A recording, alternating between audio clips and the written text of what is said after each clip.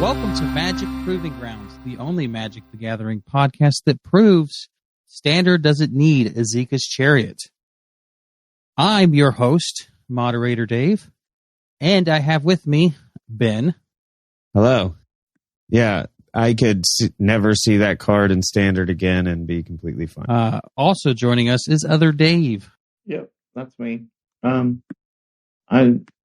It's not really a card that's going to matter anymore, so I'm okay with it. It's probably just gone now.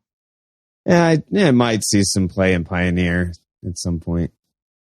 I mean, people would have to play Pioneer for that to happen, though. That's true. That's true. So, what have y'all been doing this week?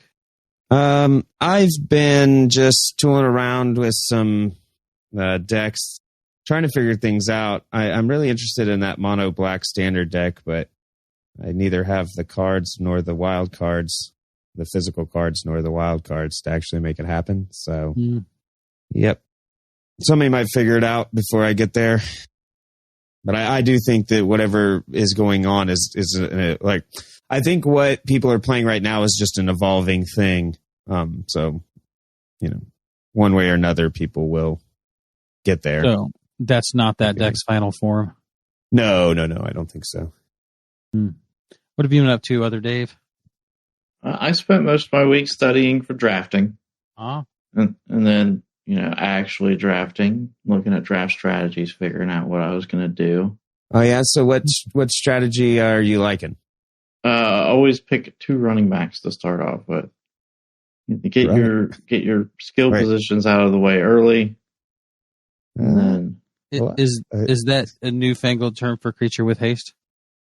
No, I'm talking about my football draft. Or trample. My fantasy draft. I picked Austin Eckler my first pick and James Conner in my second pick. Ah. I don't know anything that you're saying.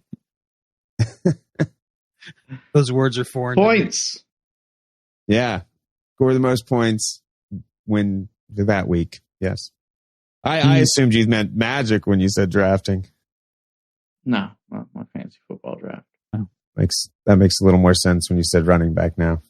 Yeah. Move the sports ball. Score the points. Did you do anything Magic related that we could talk about on the podcast? No. The Magic related podcast that we currently I guess I record. did do that midweek Magic thing. Yes, I did too. The Phantom Sealed. That was nice. Was it free? Yes.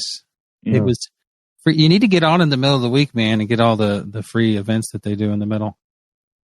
Yeah. Sometimes they're I'm nice. 50-50 on them. Because when the ones where they provide you with stuff, I'm okay with. But when they're like, build a 60-card Brawl deck, but don't use these cards, I'm just like, ugh.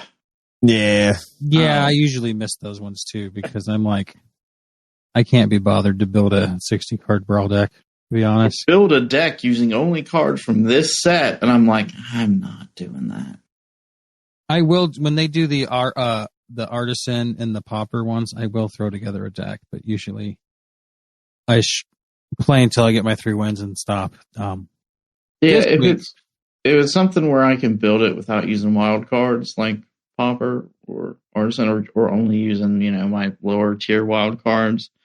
But if they're like, build a deck using, because I think 2 weeks ago it was build a deck using Dominaria, only cards from Dominaria. And it's like, it's a huge card pool that I don't have, that I don't want to waste my wild cards on just to build a deck for midweek Magic. Like, off. I don't know that, Wizards. Basically all I got done this week Magic-wise was the midweek Magic Phantom Sealed. Spent a lot of time on that, actually, because I rebuilt my deck several times to try to, look at different color combinations to see which ones played the way I like them. And did all right. Played 3 or 4 games with each build. Actually spent more time on that than I probably should have. But I had fun. So, hey, if you're learning, that's not wasted time.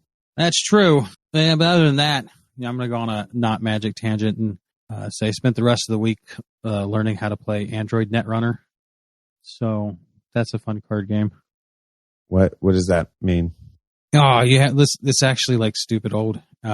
Wizards used to put it out way back in the day. And then they sold the license to Fantasy Flight Games, and they rebooted it as a living card game.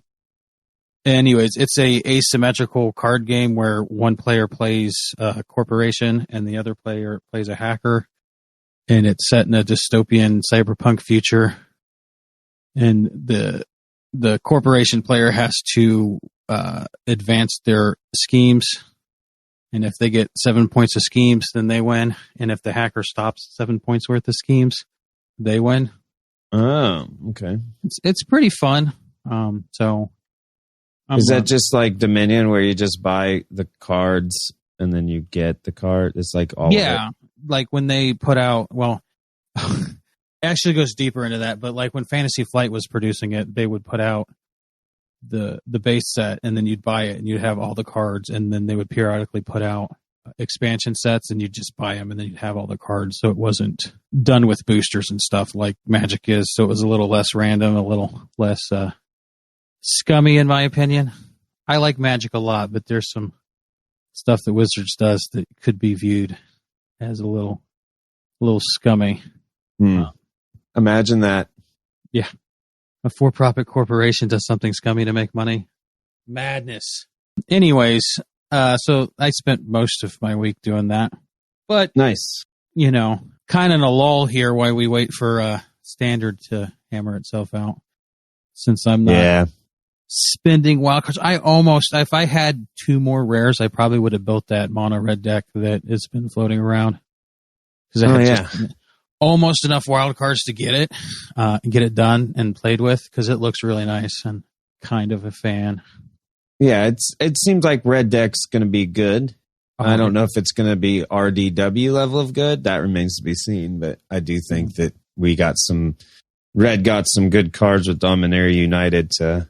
If mono red does real well, I'll probably play Standard this go around. So we'll see. But moving on. Not a lot of news worth talking about, so we're just going to go into the general discussion. Do we want to just really quick, we didn't talk about this beforehand, but just go over we talked about the Disney card game last time. They did release... Mickey the Gathering? Yeah, they did show some cards off of that. Do we want to just talk about those real quick? I mean, if you want to, we've already dedicated a substantial part of this Magic cast to stuff that's not Magic, so... Yeah, I just thought it was. I thought it was interesting. The releases that they made, I guess. Yeah, the promo cards that they showed off for their D23 convention. And I was editing the podcast last week and realized we never actually said the name of this card game, and I wanted to point out that name, it just rubs me on all the wrong places. That's why we didn't say it, because it's annoying. Yeah. It rubs you in all the wrong places. Yeah, like not comfortably. He's chafing. Yeah. Like an untrained massage therapist. Yes. So you can say the name? It's I guess it's pronounced Lorcana, like Arcana and lore mixed together. Lorcana. Ugh, it's a bad pun. A little bit. Anyways, let's talk about them. I guess this is news, right? We have news after all. Yeah, a little bit. It's not Magic related news, though. They picked a good week to put these cards out, I guess. Yeah. Wizards isn't doing any spoilers this week. It's time to go. Now's our window. So they released some characters, heroes. Well, some of them got the creature type of hero, if you want to call it a creature type of hero, and some of them have the creature type of villain. Mm-hmm. It looks like they have a mana cost. It looks like they have a power and a toughness. They have... the reason I want to talk about it is because it looks a lot like Magic mechanics, just named differently. We didn't get around to bringing this up last week, but there is a former Wizards employee working on this card game. Oh, which is probably I don't remember his name. It's Ryan. I'm gonna pull up last week's show notes because it's in there. But he worked on, if I remember correctly, Core Set 2013, and he also worked on the Kaijudo game for Wizards. Ryan Miller. Okay. Wizards for quite a while. He's managing the brand manager and doing the mechanics and stuff for it. So I Gotcha. mean, when I saw those cards and seen how, well, let's just take a look at the one that I think is very Magic-esque, which is Elsa, Snow Queen. Yep. She's got a freeze ability that exerts. It literally has the tap symbol. Yeah. Freeze. It says tap, exert chosen opposing character. Yeah. So Which, we're going to assume that that's not the tap symbol. That's a swirl. It's legally distinct. yeah, it literally is the tap. Someone has actually redesigned these cards into Magic cards.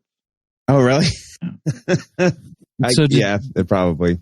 So they just Photoshop the Snow Queen off of the Eldraine card and put Elsa's name on it, because this card, somebody pointed out, is almost exactly the same mechanically as the Snow Queen from, was it Eldraine? Yeah, the Fairy Tale set, which I thought was interesting because she taps creatures and is a 2/3. Makes a lot of sense.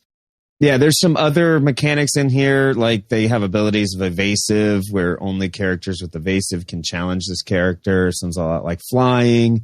Or what's that other one that's basically they're unblockable unless they have that, the other person has that ability. Horsemanship. They don't use it anymore. It's like a while back. Horsemanship. Shadow? Yeah, maybe it's Shadow. It's horsemanship. Come on, man. Oh, maybe that too. But it does seem like the wording of only characters with evasive can challenge this character. It does seem it's like a Pokemon thing where you choose the one that you attack. Like, hey, I'm challenging your hero instead of they choosing like in Magic. So that might be a different in the between the two games. Like, again, that doesn't seem to have any colored mana. It just seems like you get some kind of energy. I wonder if it's like Hearthstone, where each turn you get. I actually think there might be some kind of colored mana. I'm not 100% sure about this yet, but well, it seems like their color matters because there's colored symbols on the side and they're a colored banner. So Captain Hook is devoid of color. It looks like he's like gray. I will say this. Last week before these cards were released, I was like, I'm not sure this is going to have much strategy and stuff. I kind of maybe think I might be wrong. It's possible about that after seeing the cards, because it does look like they are like the deck building process for this game is going to be a similar experience to Magic, where you're trying to maximize certain things, abilities. Yeah, I think the that icon that's underneath of their name. Yeah, I think that might represent some kind of color or some system faction. Yeah, like that. Maleficent has that like fire breathing emblem. It looks like, and yeah, it looks cool. I don't know that I'll play it, but it does look better than I initially thought from reading the blurb, the blog post they made. It does look like it has more strategy and more modability than Pokemon. Do you think they will keep it limited to just Disney properties, or do you think you see like X-Men and Star Wars and things? I think if they don't, then they're missing out on a huge segment of people. I do think it'd be weird for like Thanos exiling Elsa, but with his snap ability. That would be kind of weird. But will She-Hulk be twerking on her card? Oh my! I haven't seen the show, but I've heard the show's so good. Even the twerking, it's unbelievably good, dude. It's so good. Awesome. The twerking is hilarious. Oh, okay, so it's not like, oh my god, they put twerking in my Marvel property like most. Yeah, no, it's done in a way that is quite funny. Excellent. Well, I choose to believe you over the salty little on the internet who hate everything. Yeah, but still somehow managed to watch it. I don't know how people live like that. Anyways, I think they'd be silly not to add all their properties. That's the only thing that like sets them apart from Wizards, really, is that they've got this huge already established IP. Pre-established IP library that they can just draw from. They can make sets for each, like you make your X-Men set and your But does that then make it harder to market towards children? Well, if you're asking me if I think you're going to have like an Aliens with the Xenomorphs and stuff kind of thing, probably not. But like kids like X-Men, Yeah. you know. Well, and looking at the mechanics and stuff, this is not a 5-year-old game. No, it's not. I don't think. Like I originally thought it would be, like a 7-year-old even. I think that 10 is probably where you would start. 10, 13, like Magic that they're gunning for. Yeah. Are they doing paper cards with this? Do we know? All these cards right here are paper cards that they put out as a like a collector set. Yeah, in fact, you could only get the Mickey Mouse one at that event. Mm-hmm. Well, D23? it was, Is that where it was? yeah, Yeah. D23. They later came out and said that you would be able to get the cards like Mickey. They just wouldn't have the D23 stamp on them. So, Oh, okay. Special promo. Special. So I think if they did a digital That's version, the same thing Magic has been doing for years. yeah. Jason Surprise. for I think if they do a digital client of this game and then make it so that, like if you buy a pack of Pokemon cards, you get a digital pack of Pokemon cards. I think if they do that, then, and aren't so, I don't want to say greedy, but that's kind of the only word I can come up with about their digital client, then I think that this might have a shot at gaining some traction, to be honest. some real legs.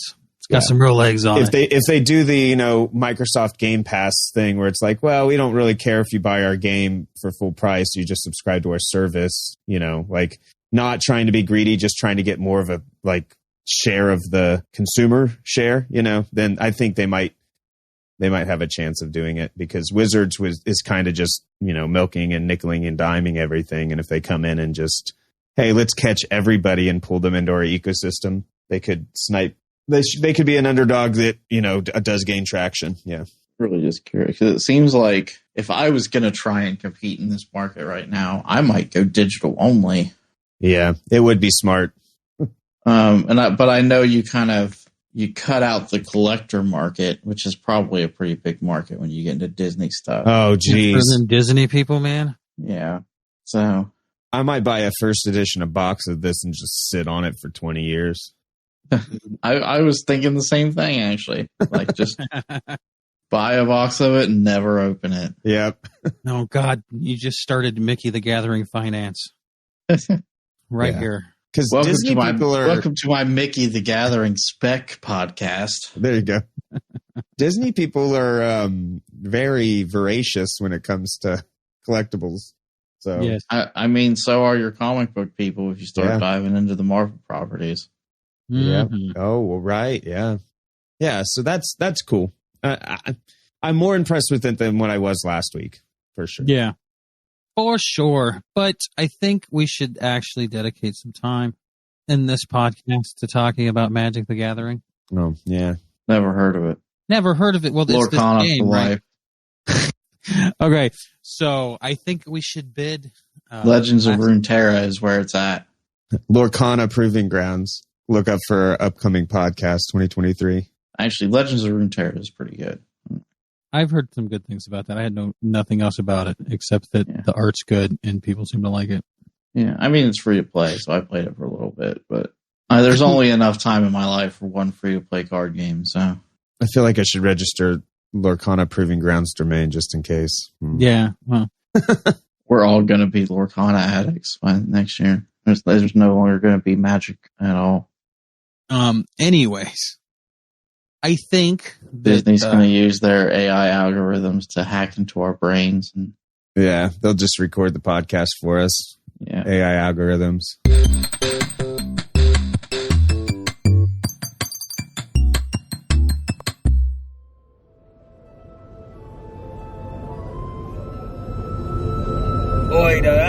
Look, I'm not going to ask the boss to let you put literal deep fried garbage on the menu. But it was Wazoo's favorite. Yeah, I miss Wazoo too, but we aren't on Capenna anymore, and raccoon cuisine isn't going to fly here. I'm just trying to add some flair to the menu. We've only been here for 6 months. Blending in is a little bit more important than flair. What are my two best employees talking about? I just wanted to add some new... He wants to know if you need him to stay after his shift and clean the fryer. Oh, that won't be necessary. Also, it seems a customer wasn't happy with their meatloaf. And you know how we feel about meatloaf around here. It could have been Teferi, guys. You gotta get the meatloaf correct. Do you want me to go over there and cut him, boss? I do enjoy your jokes. Yeah, he tells the best jokes. And I'm not joking. If somebody's out there talking bad about the business, I can go out there and cut him if you want.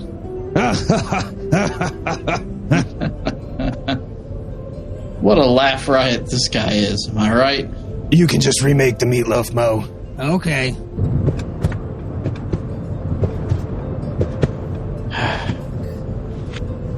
You need to cut that out. You're not a mobster anymore.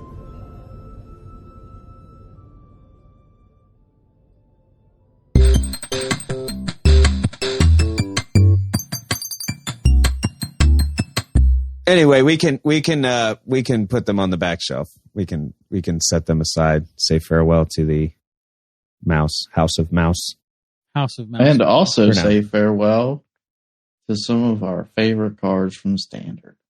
Yes, this is the Standard In Memoriam podcast where we say goodbye to all the cards from the previous Standard that are rotating out that will surely be missed. That either made us happy or sad. Yes. Yeah. So why don't you guys start? Because I didn't really play Standard, so I have no strong opinions about any of these cards except that Goldspan Dragon's cool. All right. We already mentioned that we're glad Eska's gone. I think that card was unhealthy. Yeah, it was a little degenerative. Like playing it straight up in the mono green deck was fine. I don't think that was degenerative. It was when you were like copying it and then bouncing it and doing all the things that break it that really. Yeah, in the mono green deck, it's just a strong card. It's Yep. not like, how am I going to deal with this? So everywhere else it got a little zany. Yeah, people were building around it for combo to, make as many cats as possible. I am glad that Teferi, Hero of Dominaria, is out of Standard. Oh, yeah. Yep. That's good. They didn't. I know he's been out of Standard for a very long time. I just celebrate every day that he's not in Standard. Also, Time Raveler, while we're at it, let's go ahead and throw that one. Hey, man, but I you've don't care got about Time Raveler. Teferi Who Slows the Sun. That's a good card, right? Actually, he's actually seeing some traction. Yeah. There's, sorry to float over to Pioneer Talk. They're starting to put this in the mono green devotion deck, the Teferi card, because they figured out some of the problem with the deck was it didn't have much creature interaction on the other side of the board. So they put this guy in and tap down all their stuff so they can just roll right through them. It's actually, I was like, man, that's a really good iteration there. Yeah, because then they work towards the alt, and the alt is basically a Seedborn Muse. And I've seen really it. Neat, It's really ridiculous. neat. Yeah. Anyway, I am going to say, like, I was a big mono white deck player in Standard for the previous Standard, and I probably still will be, honestly. But they lost a lot of cards. So you're going to keep playing mono white? Probably.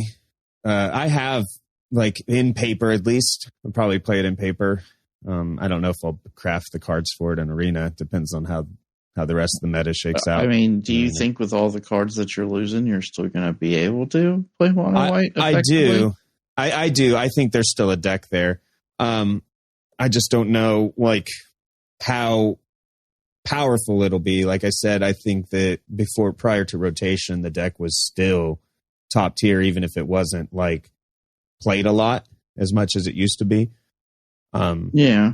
I mean, I agree with you there. I just think they lost a lot.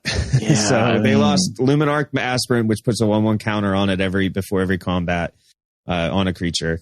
They lost the Legion Angel that you can tutor from the sideboard. They lost the Skyclave Apparition that exiles a permanent, not a creature, which is very important, actually. They lost the Elite Spellbinder, which looks at the hand and makes something cost more. Also, what a else? 3/1 flyer, not to discount that. Right. And the fact it's a flyer. Oh, Redane that has the modality to flip on the back and be the shield to make their creatures. I have never once cast that shield. Really? Not I do. If they're not casting snow, if they're not playing snowlands and I already have board advantage, then I will cast the or if in the mirror match actually is usually where I cast the shield, because that makes their creatures do 1 less damage. I would think in the mirror match they would be running snowlands. It's possible. Sometimes it iterated differently over time when, like, especially after Faceless Haven was right. Once Faceless Haven left, I guess the snowlands kind of went away. But there's never been a situation where that 1 damage was more important to me than having a 2/3 flyer with vigilance. Especially if I already have a Luminarch Aspirant out and it's going to just become a bigger. Yeah. I can see why you wouldn't play the back, but I have. Not very much. I'd mostly play the flyer side. But yeah, but I do think the cards that white deck gets is going to be pretty good. The Hero Benalia, of course. There's the, what is it called? It also lost Portable Hole if you were running that. Oh, right. Portable Hole. Yep. That Hero Benalia. Yes. Play with it in my sealed pool. That was one of the rares I got. Yes. I agree. That card does some work. That's like, you get that out there and it's like, it just does work. So that's definitely a great addition to the white deck, I think. The Indestructible, just to discard a card, is the real key to that card. I think it costs no mana. If it costs mana, it wouldn't be as good. But the fact because usually you're holding the land back anyway. I just don't. Near the end of the game. I don't think Mono White has the tricks right now. I mean, I could be wrong. But. There's what is the guy? Anointed Peacekeeper. So he's not as good as the Elite Spellbinder, because the Elite Spellbinder is a flyer, but you look at an opponent's hand, and then you can choose any card name, not just what's in their hand. And then spells your opponent's cast with the chosen name cost 2 more to cast. Activated abilities of sources with the chosen name cost 2 more to activate unless they're mana abilities. So with the Elite Spellbinder, it's a trade-off. It's not a flyer, but its ability is stronger. Does that make sense? Hold on. I don't think that ability is stronger at all. Really? Read it to me again. I want to make sure I understand it correctly. Or actually, just tell me the name of the card. Anointed Peacekeeper. Maybe I don't know how to spell anointed. It's only 1 N. Yeah, that's what I would guess. Yeah, I would guess. Yeah. Okay. Anointed. Choose any card name spell. Yeah, so here's why he's worse. Why? Okay. He dies. The effect is gone. Oh, because you don't exile it. Right. You're right. Because Elite Spellbinder exiles the card that's in their hand. Right. And then makes it cost 2 more. And that's a permanent effect. Whereas this one, it does it for all cards that you name, not just the one that's in their hand, if it's even in their hand. But if they kill it, then it no longer happens. Yeah. Right. So I guess it's a weird trade-off in a way, I guess. I don't know. It's not as good for sure. He does have vigilance.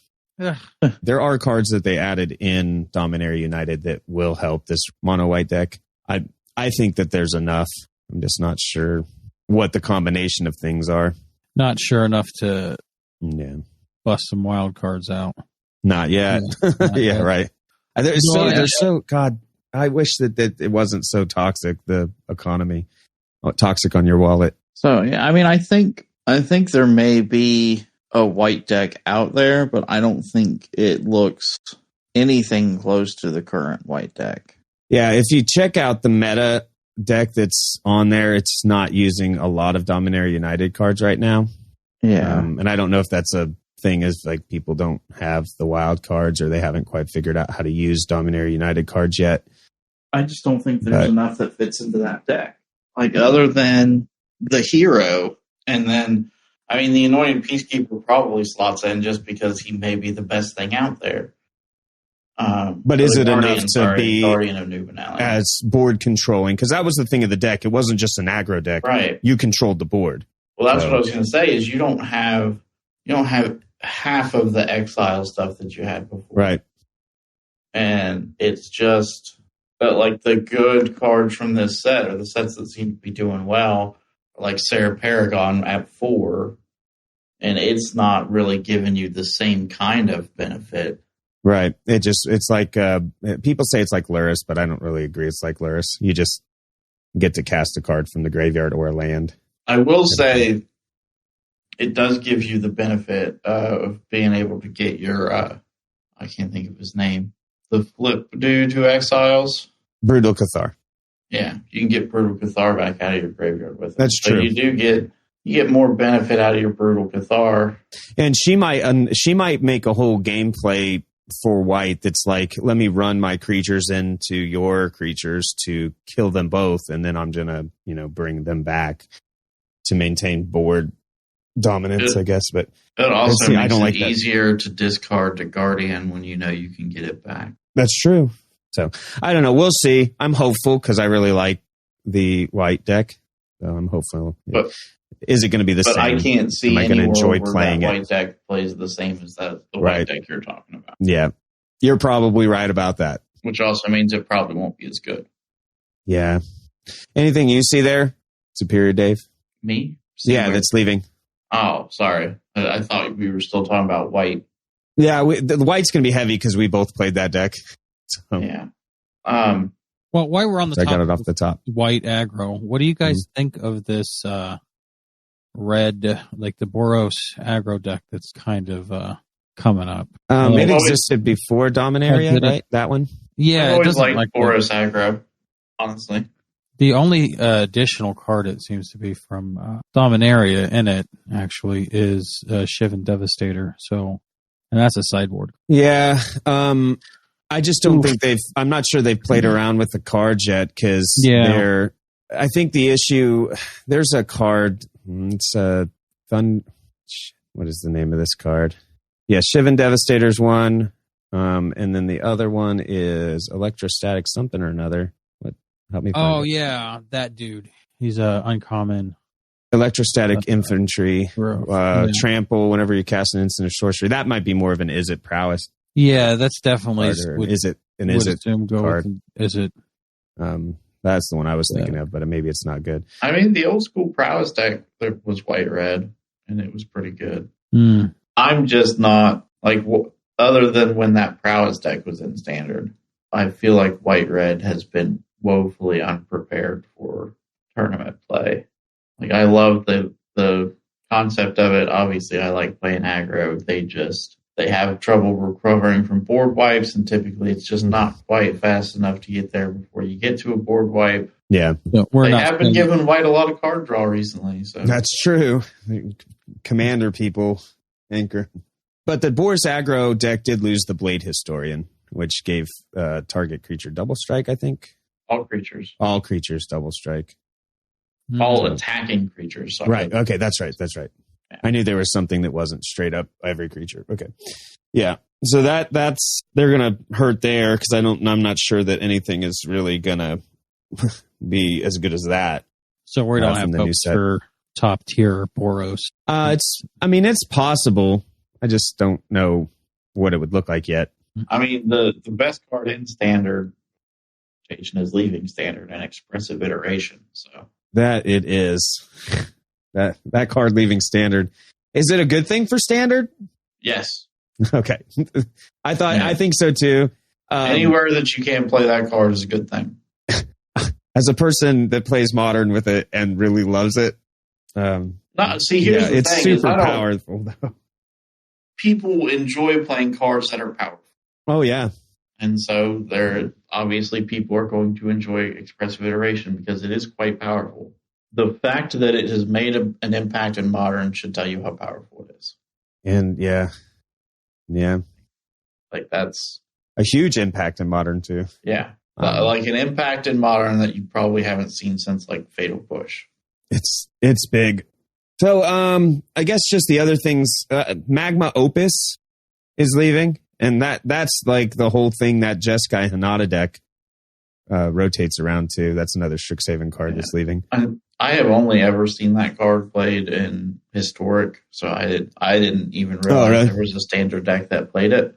Yeah, remember a couple months back when there was the guy that made the land destruction deck that got into the tournament somehow? He didn't really mean to. Yeah. Remember that? Yeah. The one that took over that tournament was this Magma Opus card. That's kind of where it first went into play, because Jeskai Hinata, or the Hinata card, came out in Kamigawa, and then this deck cropped up. A Simic deck and a Teamer deck in Historic that ran it and used the Gearhulk, the torrential Gearhulk, to play it out of the graveyard for free. Oh. So you discard it to get the artifact, to get the treasure token, and then you can, turn 5, you can drop your torrential Gearhulk and play it out of the graveyard for free. Right. I think maybe we didn't see... I think Magma Opus, or the Jeskai Hinata deck in general, was more represented in paper play than digital. Like, it was one of those weird decks that is higher in person than it is on online digital. Yeah. And I don't know why. I think maybe the play pattern was complicated. Or something like that, where, if you go on Arena and sometimes you just want to relax, you don't want to like think about how many targets you're getting in order to make Magma Opus effective. You just want to smash people in the face. So there's less of that. I don't think that's true, because the standard that Teferi Hero of Dominaria was in was dominated by Teferi decks. Yeah. And that none of those decks were simple smash you in the face decks. Well, I was using smash in the face as an example. Like, people who played Control have played Control for a while, and this was a new play pattern that you had to think about different things than you have for normal. And I don't think people picked it up as much, probably, for various reasons, I guess, on digital. How many wild cards, like Mythic and Rare, are in that deck? Probably. I think I looked at it, and it was one that I was like, I don't want to use this because it's going to rotate out soon. I don't want to make them. Maybe that was its biggest problem, was that it flashed in the pan a month before rotation came. So yeah, that might be it. What else we got here? I will throw my you got something? ring for just the fact that the snow lands are rotating out.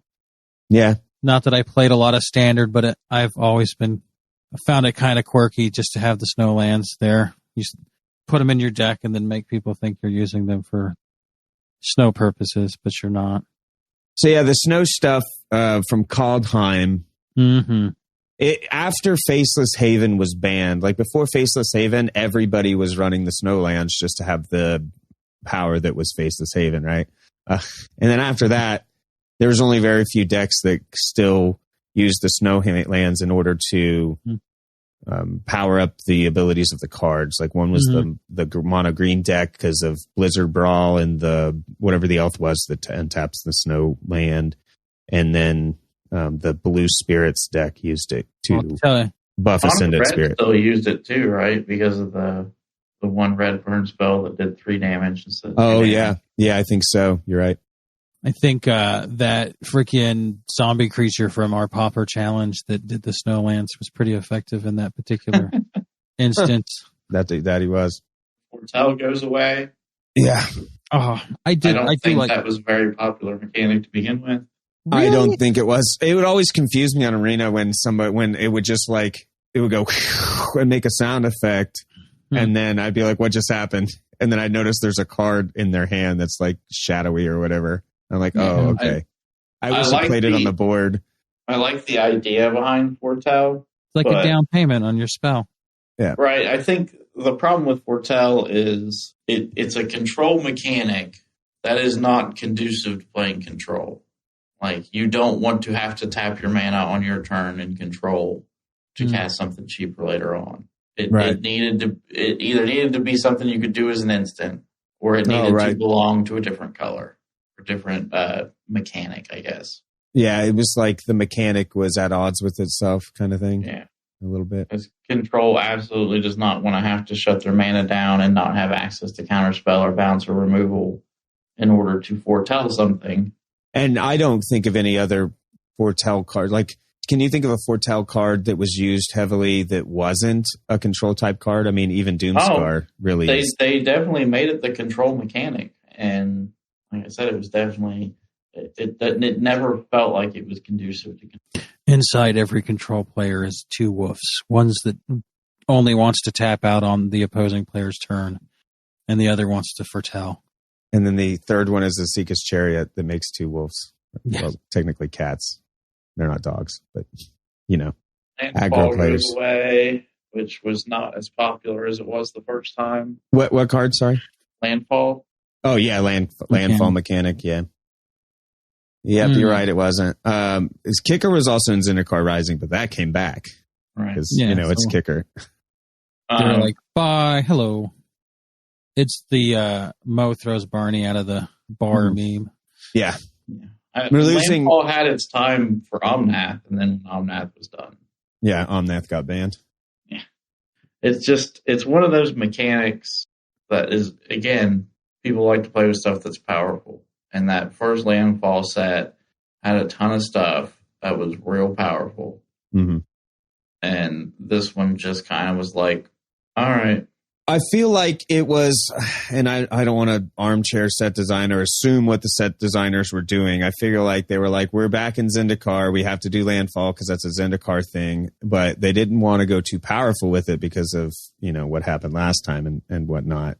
So they just did this like, middling. Well, here's the other thing too, that I think either they didn't consider with Landfall or... And I mean, I'm not saying they should have done this, because they absolutely should not have done this. First Landfall set, though, had sack lands, had fetch lands in it. Yeah, you're right. Which is it's a huge difference. And especially when you come to Landfall, it means I can get 2 Landfall triggers a turn, cost of 1 life, and still get an untapped land out of it. Whereas every other way now to get 2 Landfall triggers a turn either required me to cast a spell or had to have my land come into play tapped. The Capenna lands, those did that, but do you think it was so close to the end of rotation that I don't think people paid attention? That's what I was getting at. You think they stuck those in there at the end of rotation to keep that thing from getting legs and taking over? I also don't think that the Landfall cards in Zendikar Rising were very good. I don't think they were super overpowering, You didn't think the little those Cobra Lotus Cobra. Lotus Cobra. They still Cobra. brought the basic land in tapped, did it not? Yes, it does. You're right. Okay. But it does give you the 2 Landfall triggers, which... Yeah, well, that's what I was saying, though, is yes, I mean, there were always cards to get 2 Landfall triggers. Evolving Wilds is in every set ever. You're right. And even Field of Ruin. Yeah. It's about being able to get 2 Landfall triggers and have an untapped land. Right, which the Landfall wasn't powerful enough to negate the loss of mana for the turn. Right. I think it's the issue. So goodbye them. But what is sad from Zendikar Rising, which was something they added new, was the dual face lands. Two different things: the pathways, where you could play like white or blue mana, which I think was very helpful in fixing your mana. And then I like that a lot, actually. Neat way to do a dual land without having to do an actual dual land. Right. I don't think they're as good as shock lands, but I mean, they were good in standard. Like in the standard, they were very helpful. I'm worried about all the lands that have been lost, like losing the pathways, and then instead we got the pain lands. That's going to be weird mana for this set, I guess. Oh, man. Do you want to hear a funny story? I guess it's not really a funny story, unless you want to hear a story that ends in me being sad and feeling kind of stupid. Okay. Okay, so this is like late 90s, and there's a card shop in the mall that's like dual lands, $20. Which dual lands? It just said dual lands. Uh-oh. This is in the late 90s. So I'm like, sick. I've got some of these. I'm gonna give myself $20. So I bring in the Llanowar Wastes and the other ones, and I'm like, okay, I'm gonna make like $40. So I take them up there, I give them to the guy. I'm like, what, 13, 14 maybe? Probably more than that. Yeah. Well, said late 90s. Well, So Invasion, you would have been 16. 15, 16. Yeah. Anyways, and so I'm like, gonna make me some fucking money. So I throw him down on the counter, like, I want my money. And the guy looks at me, looks at the cards, looks at me, and he goes, "These are pain lands. We're offering that money for dual lands, like from Alpha to Volcanic Islands and stuff." They were ripping you off, buddy. They were ripping somebody off. I didn't have them, so they ripped me off. But so I'll buy a Taiga for $20. Yeah. So all day long. Anyone out there, if you're looking to sell your Taiga, yep, $20. I'll take Volcanic Islands. So there was me sitting there, not $40 more rich and feeling kind of silly, but ultimately, I guess it's fine and get screwed because woof. Yeah. The other thing that is here that we're losing is the modal dual-faced land cards, where it's like creature on one side, land on the back, or spell on one side, land on the back, depending. I think that is a huge loss to standard. Anybody have any thoughts? Was it Spike Hazard? It's a super annoying card. Spike Field Hazard, yes. Yeah, Spike Field Hazard. Of them. I mean, some of them I think are a loss for standard. Spike Field Hazard being one of them, and Jawari Disruption probably the other. Yeah.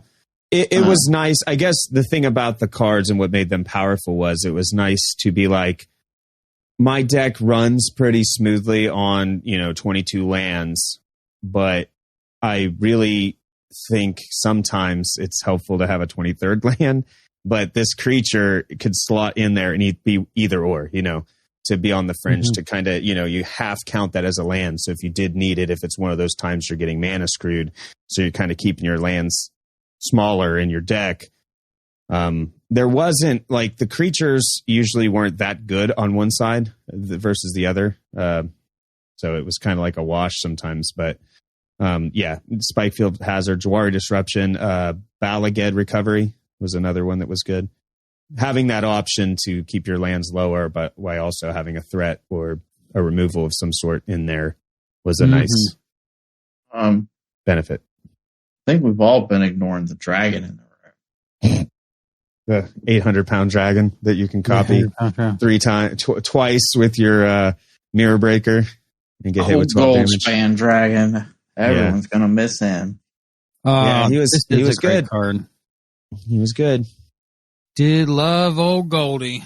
Mana ramp. You sneak him in there. Or he's hasty. Good stuff. Yeah. Is anyone really going to miss anything from Strixhaven other than Expressive Iteration? Not in standard, no. Was it Magnum Opus from? Yeah, I'm not going to miss it. I mean, I just they killed that deck. There's so few people playing it. Nobody's really going to miss it. Vanishing Verse, it's good removal, but there's still good removal around. Yep. Blade Historian was a niche card and a niche deck. Mm-hmm. I guess Prismari Command saw a lot of use too. So yeah, and it'll still be used. Probably the two cards. Yeah, it'll still be used where it's best, and that's not standard. Right. So. Yep. And Adventures in the Forgotten Realms. Anyone going to miss Venture into the Dungeon? No, I'm not even going to miss the party mechanics. I think that was a good idea and very flavorful. If you listen to Mark Rosewater, because like when I first saw this, I was like, oh, this is perfect. It makes total sense for D&D. But it was actually in Zendikar Rising first. And they didn't know they were going to make this Forgotten Realms set yet. They made it really, really fast. But neither one of those I'm going to miss at all. Nah. Did you ever use the party mechanic at all? I mean, not effectively. It's always to my detriment. I think that it was a little just too wonky. I don't know. I think the only time that Venture into the Dungeon ever was effective when I was using it to troll y'all during the Pauper challenge. Oh, right. Other than that, yeah, no, the dungeons just weren't very good, and I understand there's supposed to be additional kind of bonuses, but you had to jump through too many hoops to pull it off, and then there just wasn't anything really powerful in the party mechanics. Yep. I agree. What was there was a mechanic, I want to say there was a creature type, it was somewhere around Zendikar, maybe Worldwake, where you got effects for each other creature that had the same subtype or something. No. Oh, was it tribal creature tribe? Not tribal. It was kind of like tribal, but not. It had a specific creature type. Yeah. Like rally, or that was a more effective implementation of that. Is that what you mean? Yeah, like something like that would have been more effective than what they did. Yeah. I agree. I just wish I could remember what it was called. Well, you look that up, and I will talk about the creature lands that were missing from AFR. Whenever card name or another ally enters the battlefield, ally control. Yeah. Right. Ally. Rally's right, but whenever, that was ally creature type from battle from Zendikar. Battle for Zendikar. Yeah, I think something like that would have been. I just the implementation of the party was kind of like, I don't really care about whatever trigger you're getting from the party. I think every time I looked at the card with party mechanic, I was like, I don't care about that. It's not going to be consistent enough for me to count on, right? Yeah. Is it good enough with one party member? Because is the card that party member? Right. So, like with just regular tribal, you can count on that you're going to have goblins because every single creature is a goblin. But if you have to have a rogue, a cleric, a warrior, and something to really take full advantage of it, then what if you draw all your rogues? Rogue. Yeah. Yep. So it's kind of, I never thought it was consistent enough, I guess. Although Changeling can help in that, though, which was in Kaldheim. I guess they had Changelings. So yeah, and I mean, they had that one dude who was every class, but still, it's just... Yeah. But he could only count as one of the classes at a time, so you still had to have the three other ones. So, yeah.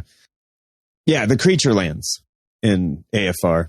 Those were very powerful cards that I will miss in Standard personally.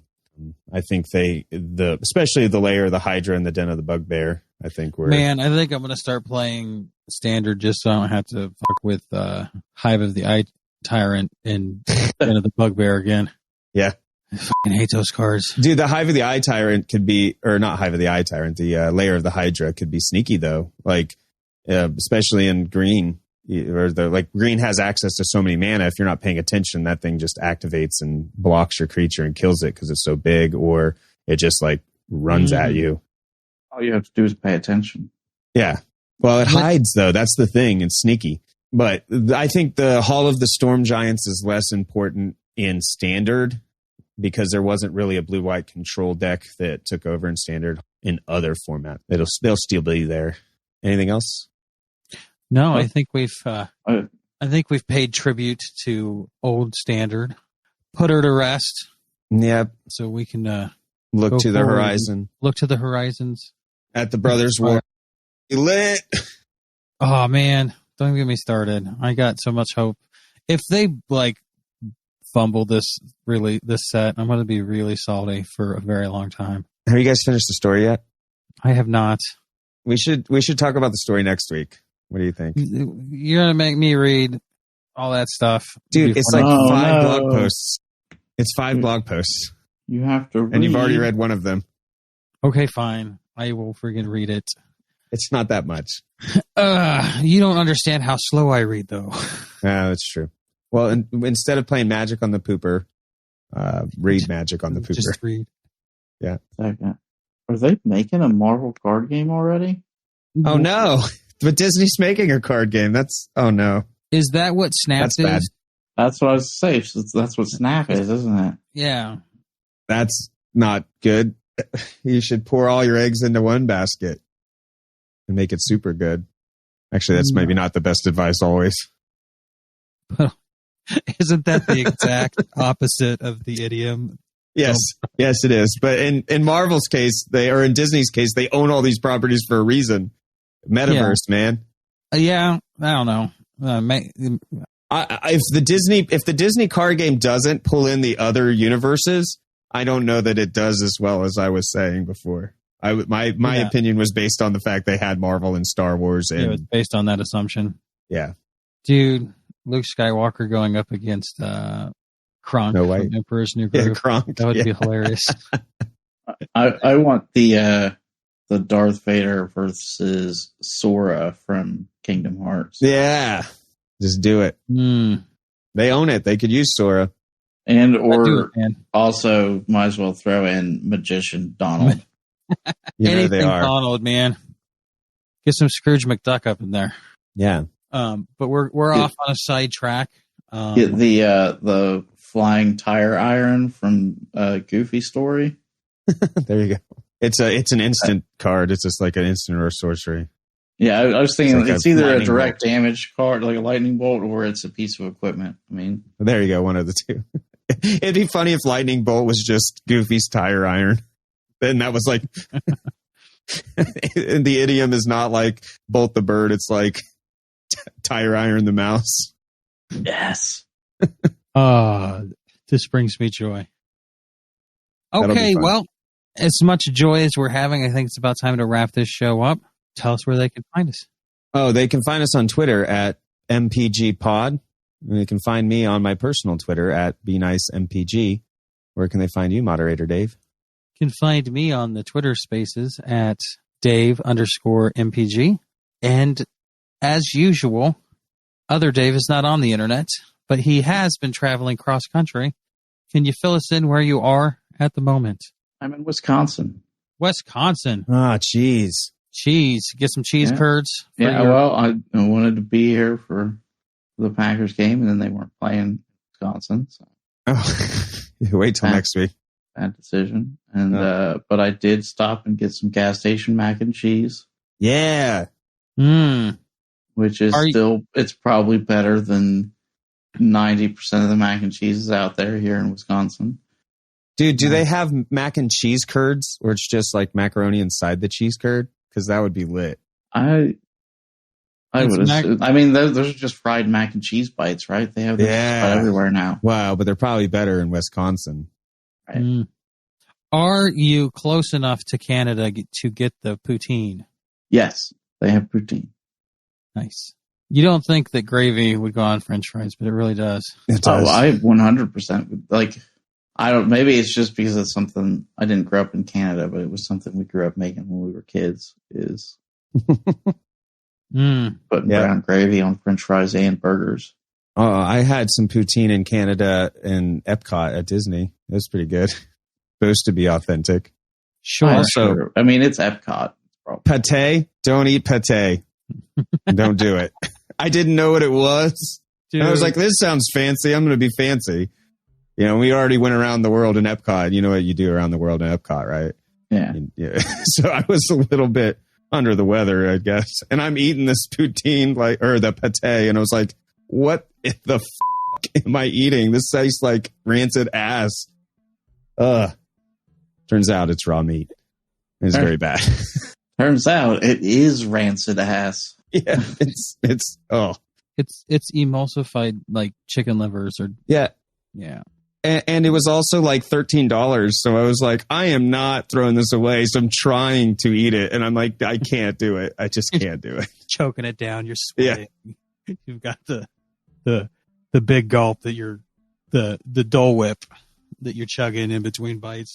Try to get it down. Yep. It's bad news. Yeah. Don't do it. It's not good stuff. Oh, yeah. You can also send us emails. At what is it now? Podcast at magicprovinggrounds.com. Yes. And make sure to watch our video on demand of our challenge that we're doing after recording here. Yep. So check that on our YouTube. Wait, we have a challenge today? Yeah, it's just the remember it's the standard decks. No, The pre-con. Starter okay. decks. Okay. I forgot all about it. yeah. You didn't have to prepare for it, so It would have been nice to have studied the decks and find one I liked, but that's a problem for another day. yeah. Yep. Now's my chance. I'm finally gonna win. All right. We will see. We shall see. Well, See you guys next week. Don't forget, tire iron the mouse. Fire iron the mouse. tire iron the mouse. Bye.